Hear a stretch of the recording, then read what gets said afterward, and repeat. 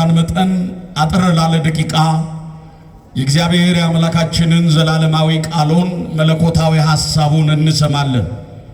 ከኔ በስተጀርባ እኛን በእውቀት የወለዱ ለዚህ ክብር ያበቁ ወንበር ዘርግተው የሚያስተምሩ ብዙ ሊቃውንት አሉ። እንግዲህ በአባቶቻችን ጸሎት ታግዘን እግዚአብሔር የሚናገረንን እንሰማለን። ማን ያስተምረን? ተናገሩ ሁላችሁ። ማን ያስተምረን?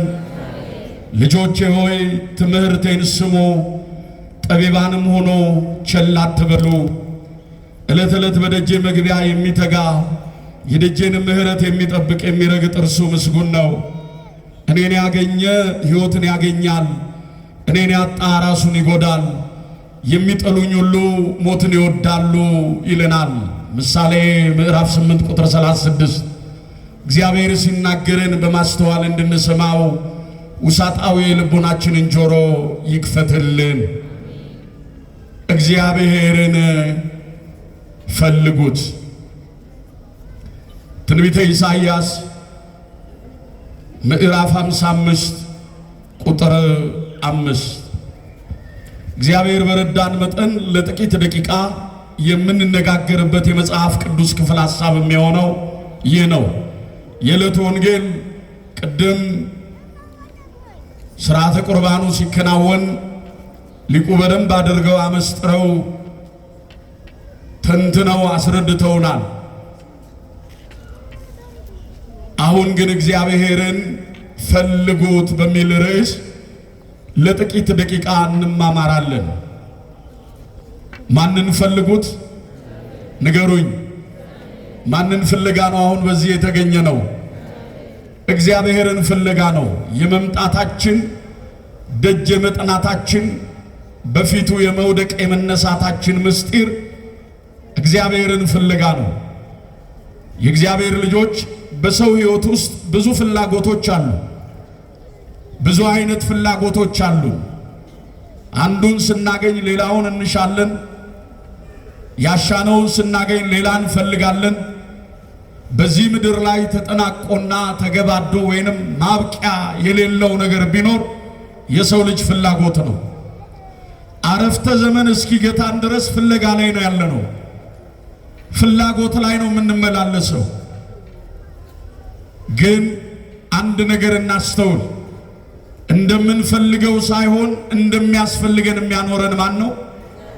እግዚአብሔር እያንዳንዳችንን እንደምንፈልገው ሳይሆን እንደሚያስፈልገን እያኖረን ነው። የምንፈልገውን የሚያውቅ የሚያስፈልገንን በጊዜው የሚሰጥ በዝናብ አብቅሎ በፀሐይ አብስሎ በንፋስ አለምልሞ ፍጥረቱን ሁሉ የሚመግብ ከህሊና አስቀድሞ ሁሉን የሚያውቅ ከሐሳብ አስቀድሞ ሁሉን የሚመረምር እግዚአብሔር የሚያስፈልገንን ያውቃል። ለዚህ ነው ሐዋርያው ቅዱስ ጳውሎስ ለቆሮንቶስ ክርስቲያኖች ሲጽፍ በዚህ በሁለተኛ ቆሮንቶስ ምዕራፍ 6 ቁጥር 36 ላይ እርሱ የሰማይ አባታችን አምላካችን እግዚአብሔር ነው፣ እኛም ልጆቹ ነን አለ። አባት ለልጁ የሚረባውን ያውቃል፣ የሚያስፈልገውን በጊዜው ይሰጣል። ለዚህ ነው መድኃኒታችን ኢየሱስ ክርስቶስ ከናንተ መካከል ልጁ ዳቦ ቢለምነው ድንጋይ የሚሰጠው አለን? ዓሣ ቢለምን እባብ የሚሰጠው አለን? እናንተ ክፉዎች ስትሆኑ ለልጆቻችሁ መልካምን ነገር ማድረግ ትሻላችሁ፣ የሰማይ አባታችሁ አምላካችሁ እግዚአብሔር ምን ያህል አብልጦ እንደሚያስብላችሁ እወቁ ይላል። የሚያስፈልገንን በጊዜው የሚሰጠንን እግዚአብሔርን ፈልጉት ይላል ነቢዩ ኢሳይያስ። እንዲህ ነው ቃል በቃል ስንመለከተው። እግዚአብሔርን በሚገኝበት ጊዜ ፈልጉት፣ ቀርቦም ሳለ ጥሩት። ክፉ ሰው ክፋቱን፣ ኃጢአተኛ ሰው ኃጢአቱን ይተው፣ ወደ እግዚአብሔር ይመለስ፣ እርሱም ይምረዋል ነው የሚለው። እግዚአብሔርን ፈልጉት ሲል በዚህ ይኖራል በዚህ ይታጣል የሚባል አምላክ አይደለም። የፊቱን ለማየት መዞር፣ የወደቀውን ለማንሳት ዝቅ ማለት በባህሪው የሚስማማው አምላክ አይደለም። በዚህ ይታጣል በዚህ ይገኛል አይባልም። በሰማይ በዙፋኑ ሲኖር በምድር በረድኤቱ ይገለጣል። በምድር በረድኤቱ ሲገለጥ በሰማይ በዙፋኑ በክብር ዙፋኑ ይኖራል። እግዚአብሔር የሌለበት ስፍራ የለም፣ የሚታጣበትም ጊዜ የለም። እግዚአብሔርን ፈልጉት ሲል ግን ከክፋት ከኃጢአት ከበደል ከርኩሰት ርቀን በሚገኝበት ጊዜ ፈልጉት፣ ቀርቦም ሳለ ጥሩት አለ። በዚህ ሐሳብ አባቶቻችን እግዚአብሔርን ፍለጋ ከነበሩበት ስፍራ ወጥተዋል። እግዚአብሔርን ፍለጋ ወደ ተቀደሰው ተራራ አቅንተዋል። በዚህ በአንደኛ ነገሥት ቀዳማዊ ምዕራፍ 2 ከቁጥር 1 ጀምረን ስንመለከት ዳዊትም የሚያንቀላፋበት ቀን ቀረበ፣ ልጁ ሰሎሞንን ጠራው፣ የምድርን መንገድ ሁሉ ይሄዳለሁ፣ እግዚአብሔር በሕይወትና በዘመንህ ከአንተ ጋር እንዲሆን ልጄ ሆይ ሰው ሁን አለው። ምን ሁን አለው? ንገሩኝ። እግዚአብሔር ሰዎች ያድርገን። ሰው ሁን፣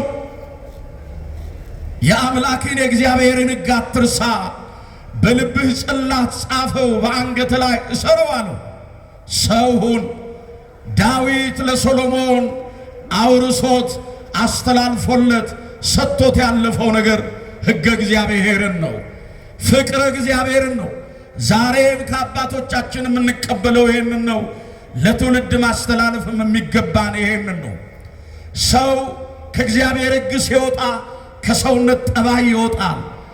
ሰው ከእግዚአብሔር ሕግ ሲያፈነግጥ ከሰውነት ባህሪ ይለያል። ለዚህም ትንቢተ ዳንኤል ምዕራፍ 4 ከቁጥር 1 ጀምረን ስንመለከት ናቡከደነጾርን ማየት በቂ ነው።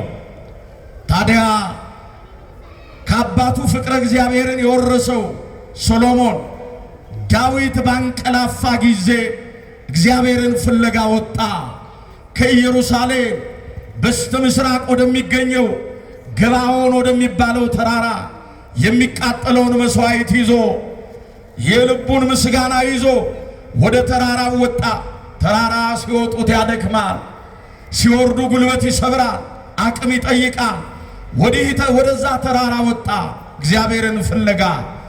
በተራራው ላይም መሠዊያውን ሰርቶ ለእግዚአብሔር የሚገባውን መስዋዕት አቀረበ።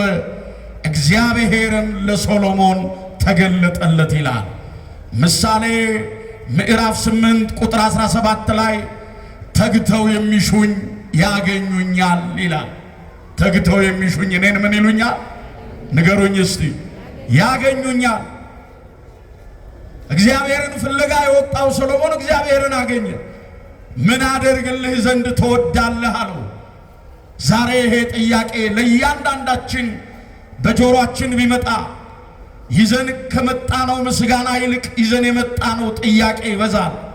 እግዚአብሔር ምን ላደርግላችሁ ቢለን የዚህ ዘመን የክፍለ ዘመናችን ጥያቄ ምንድን ነው? ምን ልንነግረው መጣ? ለሰው ያላሰማ ነው እግዚአብሔር እንዲሰማው፣ ለሰው ያልነገር ነው ለእግዚአብሔር ልንነግረው የፈለግ ነው። አዎ የእግዚአብሔር ልጆች፣ እግዚአብሔር ከወዳጅም ከወላጅም በላይ ነው። እግዚአብሔር ከችግራችን በላይ ነው። እግዚአብሔር መፍትሄ ነው። ለሰው ያልነገር ነው ለእግዚአብሔር ልንነግረው መጥተናል። ምን ላድርግላችሁ ቢለን ጥያቄያችን ምንድን ነው? የማርቆስ ወንጌል ምዕራፍ 10 ቁጥር 50 ላይ ሲሄድም ኢያሪኮ ወደምትባል መንደር ገባ። የሳንቲም ድቃቂ የጨርቅ ላቂ ይለምን የነበረ የጤሜዎስ ልጅ በርጤሜዎስ በዛች በኢያሪኮ ደጃፍ ላይ ቁጭ ብሎ ይለምናል። ኢያሪኮ ፀሐይ የሚመለክባት፣ ሰው ለጨረቃ ለከዋክብት የሚሰግድባት ሀገር ናት። ስመ እግዚአብሔር የጠፋባት ሀገር ናት። የእግዚአብሔር ጌትነቱ የተዘነጋባት መንደር ናት። ኢየሱስ ክርስቶስ ወደዛች መንደር አቀና። የእግዚአብሔር ልጆች በኢያሪኮ ደጃፍ ላይ ይለምን የነበረው በርጤሜዎስ አያይም፣ ይሰማል፣ አያይም፣ ይናገራል፣ ይራመዳል። ዛሬ ከወትሮ የተለየ ኢያሪኮ ድምጿ የበረታው ምን ሆና ነው ብሎ ጠየቀ። አልሰማህም? ደገኛው የናዝሬቱ ኢየሱስ ክርስቶስ በመንደራችን እያለፈ ነው ብለው ነገሩት። እግዚአብሔር በሕይወታችን ይለፈልን። አሜን በሉ። በመንደራችን እያለፈ ነው። በጓዳችን፣ በእልፍኛችን፣ በእንጀራ ገበታችን፣ በአገልግሎታችን፣ በቤተ መቅደሳችን እግዚአብሔር ይለፈልን። የእግዚአብሔር ልጆች እያለፈ ነው ብለው ነገሩት። ያኔ ድምፁን አሰምቶ የዳዊት ልጅ ሆይ ማረኝ፣ የዳዊት ልጅ ሆይ ራራልኝ ብሎ ድምፁን አሰምቶ ጮኸ ይላል። ድምፁን አሰምቶ በሉ እስቲ ሁላችሁ ጮኸ። ምኑን አሰምቶ? እግዚአብሔር ይስማን። ድምፁን አሰምቶ ጮኸ። ኢየሱስ ክርስቶስ እልፍ ብሎ ቆመ። ዝም በል ይሉት የነበሩ ሰዎች ነበሩ። እንዳይጠራው አንደበቱን ይገቱ የነበሩ ሰዎች ነበሩ። እሱ ግን ችግሩ ዝም እንዲል አላደረገው። ድምፁን አሰምቶ ጮኸ። ከችግሩ በላይ መፍትሄ ወደ ሆነው ወደ እግዚአብሔር ጮኸ። ያን ጊዜ ሂዱና ጥሩት አላቸው። ሂዱና ምን በሉት? ዝም በል ያሉትን ሰዎች ላካቸው።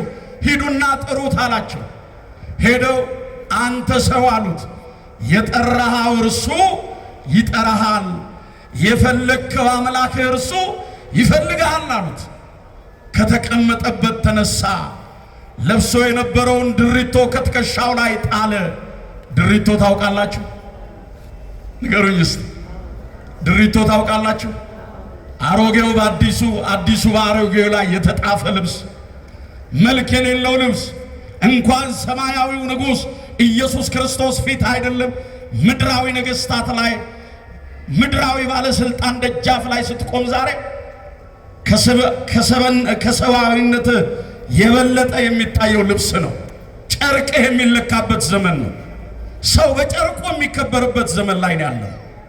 በሰውነቱ የተረሳበት የተዘነጋበት ዘመን ላይ እና ያንን መልክ የሌለውን ልብስ ድሪቶ ለብሶ ነበርና ከትከሻው ላይ ጣለው። ወደ ኢየሱስ ክርስቶስ እንዲህ በጭፍን ሮጠ። ልብሱን ያንን ድሪቶ ከትከሻው ላይ ጣለው። ዛሬም እግዚአብሔር ሲጠራ ድሪቶ የተባለ ዘረኝነት፣ ድሪቶ የተባለ ጎጠኝነት፣ ክፋት፣ ኃጢአት፣ ክህደት ከልባችን ትከሻ ላይ እግዚአብሔር ያውልቅልን። ይሄ ነው የማይጠቅመን። እሱ ፊት ስንቆም ድሪቷችንን እንጣ፣ በንስሐ እንባ ታጥበን እንምጣ። እግዚአብሔርን ፍለጋ በዚህ መንገድ እንጓዝ። ድሪቶውን ጣለው። በኢየሱስ ክርስቶስ ፊት ሄደና ቆመ። ምን አደርግልህ ዘንድ ትወዳለህ ሲለው፣ ጌታዬ ምንም ነገር አልሻም፣ ምንም ነገር አልፈልግም፣ አንድ ነገር እለምንሃለሁ፣ እርሱም ማየት ብቻ አለው። ምን አለው? አቤት ክብርህን ማየት፣ ጌትነትህን ማየት፣ አምላክነትህን ማየት፣ ማዳንህን ማየት፣ ሰማያውያን መላእክት ከሰማይ ወደ ምድር ያንተን ምሕረት ከምድር ወደ ሰማይ የኛን ጸሎት ሲያሳርጉ ማየት፣ ድውያነ ሥጋን በተአምራት ድውያነ ነፍስን በትምህርት ስትፈውስ ማየት እሻለሁ አለው። ኢየሱስ ክርስቶስ ሕሙማንን ይፈውስበት የነበሩ 5 መንገዶች አሉ። በአዲስ ኪዳን በአራቱም ወንጌላውያን ላይ ተጽፎ የምናገኛቸው። ከነዚህ 5ቱ መንገዶች መካከል አንደኛው መዳሰስ ነበርና አይኑን ቢዳስሰው አይኑ በራ ይላል። ክብርና ምስጋና ለስሙ ይሁን። እግዚአብሔር የልባችንን አይን ያበራልን። የተከደነብን ነገር ብዙ ነው። የተሰወረብን ነገር ብዙ ነው። ፍቅሩን ማየት አቅቶናል። ማዳኑን ማየት አቅቶናል። ብድራቱን ማየት አቅቶናል። ወንድም ወንድሙን ባላሳደደ፣ አባት ልጁን ባልገደለ፣ ሀገራችን እንዲህ የጦርነት ቀጠና ባልሆነች ነበረ። የእግዚአብሔር ልጆች እግዚአብሔር የልባችንን አይን ያብራልን። መስቀሉን የምናይበት፣ ክብሩን የምናይበት፣ ማዳኑን የምናይበት፣ በፍቅር የምንተያይበትን መንፈሳዊውን አይን እግዚአብሔር ለሁላችንም ይስጠን። ምን አደርግልህ ዘንድ ትወዳለህ ሲለው ማየት አለ። አይኑን አበራለት። ሰሎሞንንም እንዲህ ነው ያለው። ምን ላደርግልህ ብሎ ሲለው አቤቱ ለኔ ለባሪያ አስተዋይ ልቡናንና ጥበብን ስጠኝ አለ። ከተራራው ላይ ሶሎሞን ይሄንን ይዞ ተመለሰ። የእግዚአብሔር ልጆች ሶሎሞን እግዚአብሔርን ፍለጋ ወጣ። እግዚአብሔርን አግኝቶ ተመለሰ። ዛሬስ እግዚአብሔርን ፈልጉት። እግዚአብሔር በምን ይገኛል? ንገሩኝ እስቲ። ጨርሻለሁ፣ አይዟችሁ። እግዚአብሔር በምን ይገኛል? በጸሎት በጾም እግዚአብሔር አይገኝም? ሐዋ ተናገሯ ታዲያ። ይኸውላችሁ እግዚአብሔር ከሚገኝባቸው መንገዶች መካከል የመጀመሪያው እምነት ነው። ምንድነው? እምነት ከጾም ይቀድማል። እምነት ከጸሎት ይቀድማል። እምነት ከምጽዋት ይቀድማል። ከስግደት ይቀድማል። ከማስቀደስ ይቀድማል። ከመቁረብ ይቀድማል። እግዚአብሔር የሚገኘው በእምነት ነው። ሐዋርያው ቅዱስ ጳውሎስ ለዕብራውያን ክርስቲያኖች ሲጽፍ እንዲህ ይላል፣ እምነት ተስፋ ስለምናደርገው ነገር የሚያስረግጥ ነው፣ የማናየውንም ነገር የሚያስረዳ ነው። ለሽማግሌዎች እንደተመሰከረላቸው እወቁ፣ አቤል ከቃየል ይልቅ የከበረውን መስዋዕት በእምነት ለእግዚአብሔር አቀረበ፣ እግዚአብሔርን ወደ አቤልና ወደ መስዋዕቱ ተመለከተ ነው የሚለው።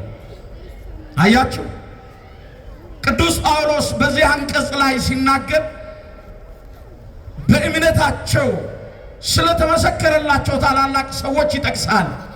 እነ ጌዲዮንን፣ ባርቅ፣ ዮፍታሔን፣ እነ ሶምሶንን ይናገርና ስለ ሁሉ እንዳልተርክ ጊዜ ያጥረኛል። ያለ እምነት ግን እግዚአብሔርን ማግኘት፣ ያለ እምነት እግዚአብሔርን ማስደሰት አይቻልም ማለት። ያለምን ያለ እምነት ምሳሌ 29:16 ላይ ልጄ ሆይ እምነትህ በእግዚአብሔር ላይ ይሆን ዘንድ ዛሬ ላንተ ይሄንን ነገርኩህ ይላል። ከሰው ትከሻ ላይ የወጣ ውረድ፣ በእግዚአብሔር ላይ ተደገፍ። በዝና በሀብትህ የተደገፍክ ካለ አይጠቅምም። እግዚአብሔርን ተደገፈው በእምነት። በሰው የሚታመን እርሱ የተረገመ ነው፣ በእግዚአብሔር በአምላኩ የታመነ እርሱ ለዘላለም ቡሩክ ነው ይልና ሰው ሸምበቆ ነው ይላል። ሰው ምንድን ነው? ሸምበቆ ተደግፈ ተራራ አትወጣም፣ ቁልቁለት አትወርድም። ምን ይላል? ይሰበራል። መሰበር ብቻ አይደለም፣ እጅህን ይወጋዋል። መውጋት ብቻ አይደለም፣ ያደማሃል። ሰው ማለት ይሄ ነው አለ።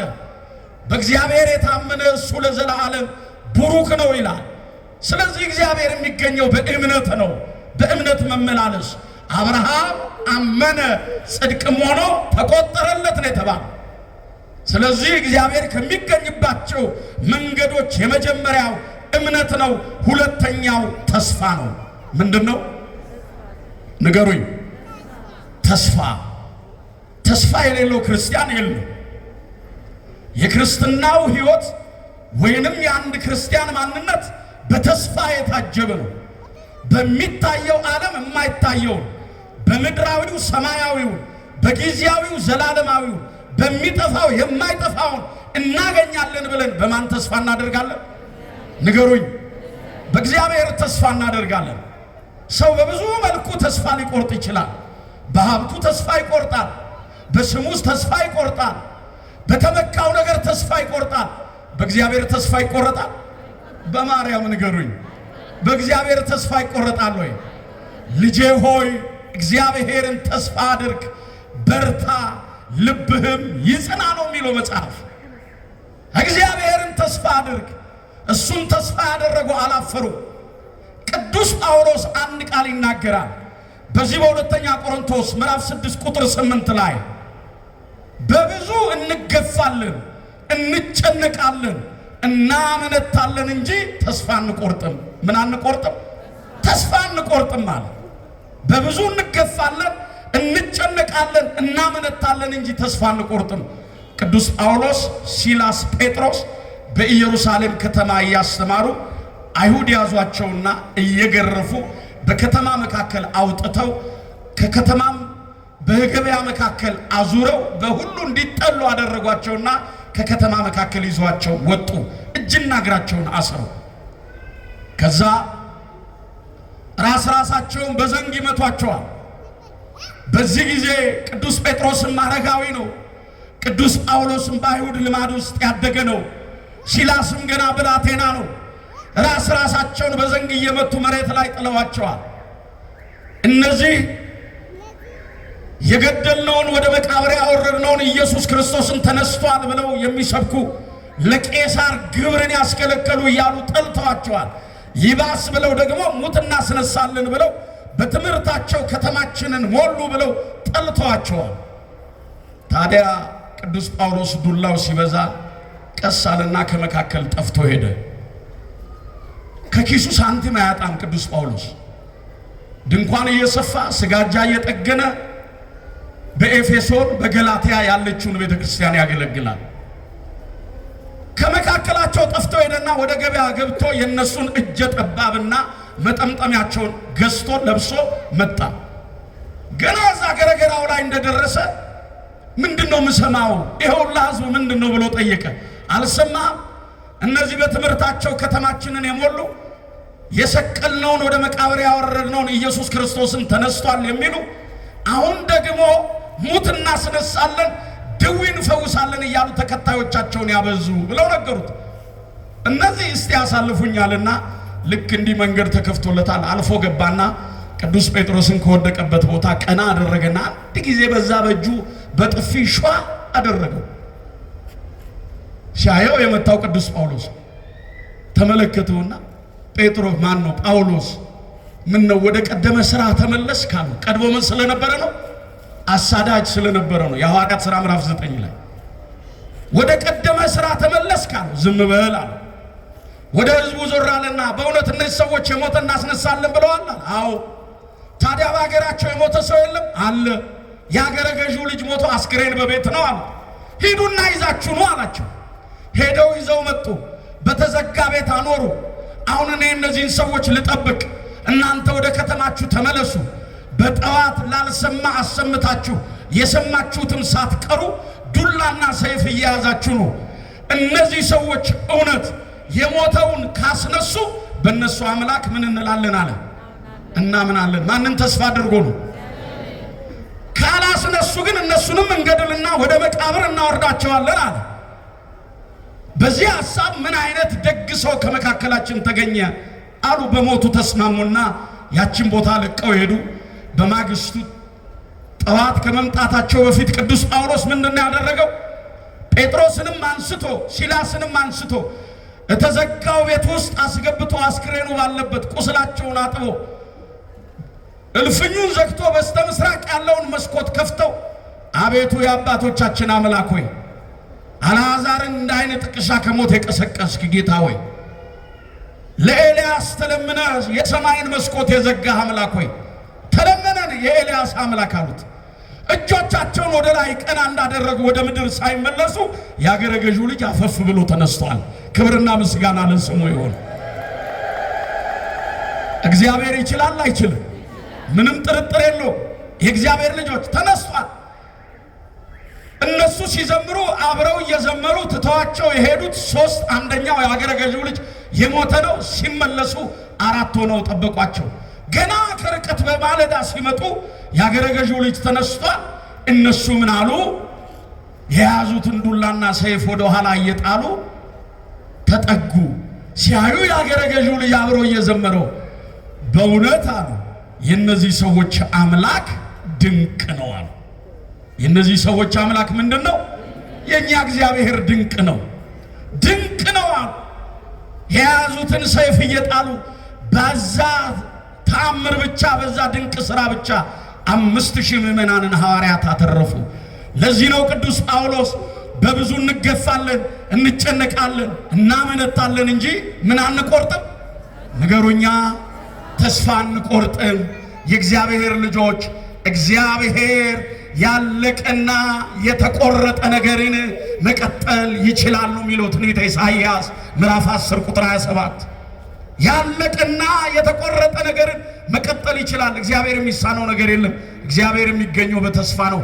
ብዙ ተስፋ የሚያስቆርጥ ነገር ቢኖር ማን ነው ተስፋችን? ማን ነው ተስፋችን? የመጨረሻው ፍቅር ነው። ጨርሻለሁ። ስለ ፍቅር ብዙ አልላችሁ።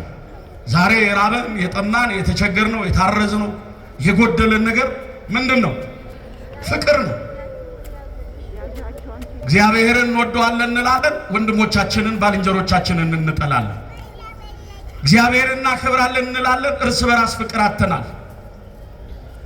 ነፍሱን ስለ ወዳጆቹ ከማኖር ይልቅ ከዚህ የሚበልጥ ፍቅር ለማን አለ ነው ተብሎ የተጻፈ። ፍቅር አምላክ እርሱ ነፍሱን ስለ ወዳጆቹ ከማኖር ይልቅ ከዚህ የሚበልጥ ፍቅር ለማንም የለም ተብሎ ነው የተነገረ። እባካችሁ ፍቅርን እግዚአብሔር ለሁላችንም ይስጠን።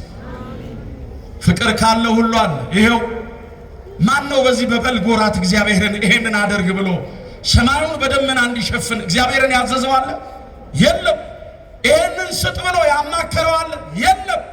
በሶስት ወር ዝናብ ዓመት ይቀልበናል እግዚአብሔር። ቸርነቱን ከኛ አላራቀም። እግዚአብሔር ፍቅርን ለሁላችንም ያላብሰን። እግዚአብሔር የሚገኝባቸው መንገዶች የመጀመሪያው ምንድነው? የመጀመሪያው የሰማችሁ ብቻ መልሱልኝ። የመጀመሪያው፣ ሁለተኛው፣ ሶስተኛው እምነት፣ ተስፋ፣ ፍቅር። እነዚህ ሶስቱ ጸንተው ይኖራሉ። ከነዚህ ፍቅር ትበልጣለች። እምነት ቢኖር ፍቅር ከሌለ ዋጋ የለህም። ተስፋ ቢኖር ፍቅር ከሌለ ዋጋ የለህም። በፍቅር እንድንኖር ማን ይርዳል?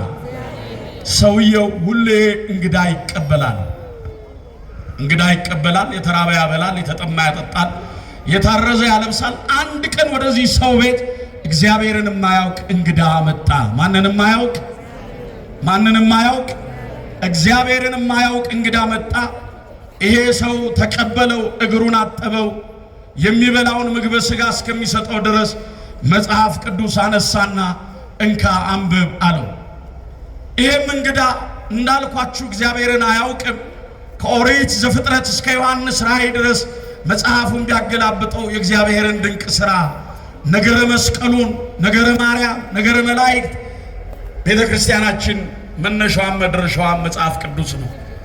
ያነባል። አሁን መጨረሻ ላይ እባክህ የምበላው እንጀራ ስጠኝ ሲለው ከምሰጠ ምግበ ሥጋ የሰጠው ምግበ ነፍስ የእግዚአብሔር ቃል ይበልጣል አለው። የማን ቃል ይበልጣል? እግዚአብሔር ማን ነው አለ እንግዳው። እንግዳ ተቀባዩ እግዚአብሔርን አታውቅም አለው። አላውቅም። የፈጠረን አታውቅም? አላውቅም። እንዴ ግራ ገባው። ሊያስረዳው ሞከረ። አላውቅም ብያለሁ አለው።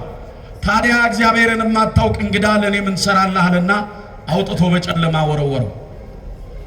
ወዲያው ወደ ቤቱ ይገባና ይሄ እንግዳ ተቀባይ ጉልበቱን በምድር አስነክቶ ጌታዬ ዛሬ ምን አይነት እንግዳ ነው ወደ ቤቴ ላክብኝ አለው። እግዚአብሔርም ተገለጠለት። ምን ሆነሃል አለው። አዝናል፣ ተበሳጭታል፣ ምን ሆነሃል አለው።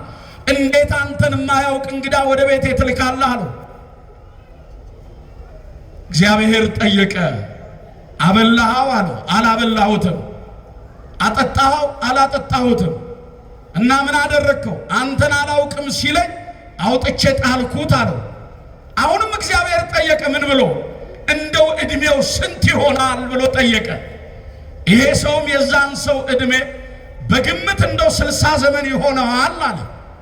60 ዘመን ይሆነዋል? አዎ። ታዲያ ምን አለበት ቁራሽ እንጀራ በመዳፈ ቆርሰ ብታቀምሰው፣ ጥቂቱ አስቀርተ ብታጠጣው፣ ብታበላው ብታጠጣው ምን አለ? እሱ 60 ዘመን ሙሉ እኔን ሳያውቀኝ እኔ በትከሻዬ ተሸክሜው የለ አንተ ይህችን ሰዓት እሱን ማስተናገድ አቃተ አለው። ብዙ ዘመናችንን ያለ ፍቅር ኖረናል። የኖርነውን ያህል ከዚህ በኋላ እንደምንኖር እርግጠኞች አይደለንም። በቀረው ዘመናችን ለዓለማችን ፍቅርን፣ ለሀገራችን ፍቅርን፣ ለሕዝባችን ምሕረቱን እግዚአብሔር ያድለን። እግዚአብሔርን በሚገኝበት ጊዜ ፈልጉት፣ ቀርቦም ሳለ ጥሩት። ክፉ ሰው ክፋቱን፣ ኃጢአተኛ ሰው ኃጢአቱን ይተው፣ ወደ እግዚአብሔር ይመለስ እርሱም ይምረዋል። ትንቢተ ኢሳይያስ ምዕራፍ 55 ቁጥር 5። የመከረን ያስተማረን የአባቶቻችን አምላክ እግዚአብሔር ክብርና ምስጋና ለስሙ ይሁን።